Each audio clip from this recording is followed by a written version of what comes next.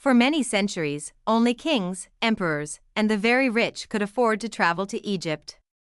But by the late 18th century, this began to change. Wealthy private explorers started organizing their own expeditions, not always for science, but often for fame and curiosity. These early travelers explored temples and tombs, making sketches and writing travel books that fascinated European readers. In the 19th century, tourism became an organized business.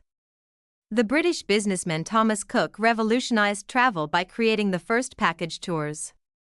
His company offered organized Nile cruises, guided visits, and comfortable accommodations that made Egypt more accessible to middle-class Europeans. By the 1880s, Cook's steamships controlled most of the tourist traffic along the Nile. What had once been a journey reserved for pharaohs, emperors, and scholars had now turned into an adventure for ordinary travelers who could afford a ticket. As tourism grew, Egypt itself became a product. World fairs and exhibitions in Europe built elaborate Egyptian-themed displays that amazed visitors.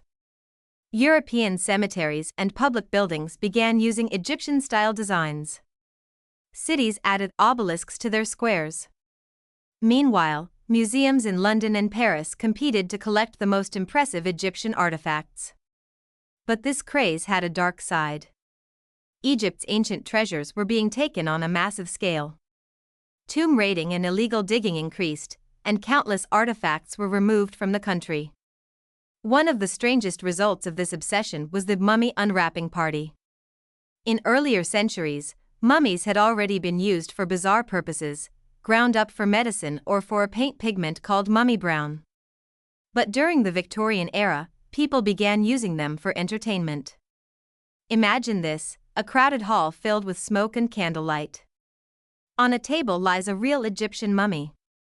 A surgeon begins cutting through the wrappings as an audience watches in awe. Gasps fill the room whenever an amulet or preserved hand appears. Sometimes these events were billed as scientific lectures, but other times they were simply dinner party entertainment. To some Victorians, this was a thrilling glimpse into ancient mystery. To others, it felt disrespectful, a strange mix of science, curiosity, and cruelty. As Egypt became more of a show, its history was treated less like sacred heritage and more like a spectacle for profit. Out of this fascination grew the legend of the mummy's curse, a dramatic story that turned Egypt's relics into symbols of danger and mystery, conveniently hiding the real issue of colonial theft. The biggest spark of Egyptomania came on November 4, 1922, when archaeologist Howard Carter, funded by Lord Carnarvon, made one of the most famous discoveries in history, the tomb of Tutankhamun. Peering through a small hole, Carter famously said that he saw wonderful things. Inside lay treasures untouched for more than 3,000 years. Unlike most royal tombs, which had already been robbed, Tutankhamun's resting place was almost completely intact, filled with gold, jewelry, statues, and sacred objects. It was a breathtaking window into ancient Egypt's royal past. Not long after the discovery, Lord Carnarvon died suddenly, and rumors spread of a mummy's curse. Newspapers quickly picked up the story, turning it into a worldwide sensation. By 1923 and 1924, when Carter finally opened the sarcophagus and revealed the boy king himself, the entire world was watching. The Times newspaper had exclusive rights to report on the excavation, and photographer Harry Burton's stunning, carefully staged photos made the event a global phenomenon. After the dark years of World War I, people were hungry for excitement and wonder, and Tutankhamun's tomb provided both. Egyptian styles began to influence everything: fashion, art, and design. Women's flapper dresses resembled the flowing lines seen in ancient Egyptian art. Short bobbed hairstyles echoed those of ancient queens. The Art Deco movement borrowed heavily from pharaonic shapes and motifs.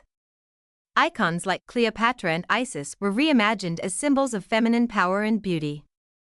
Tutmania swept across Europe and America. But for Egyptians themselves, the discovery had a much deeper meaning.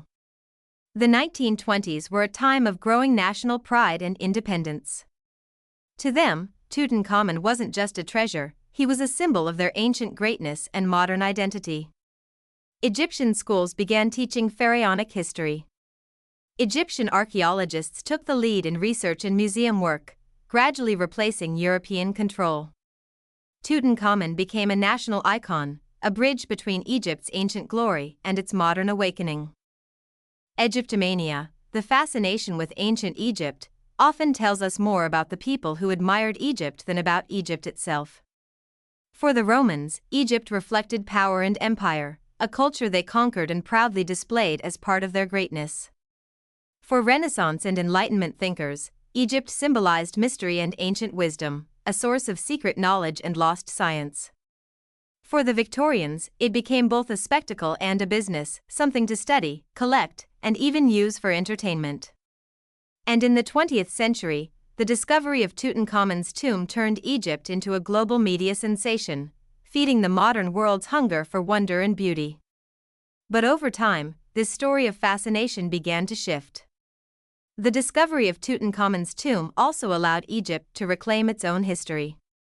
What had once been controlled, interpreted, and displayed by outsiders became a source of national pride for Egyptians themselves.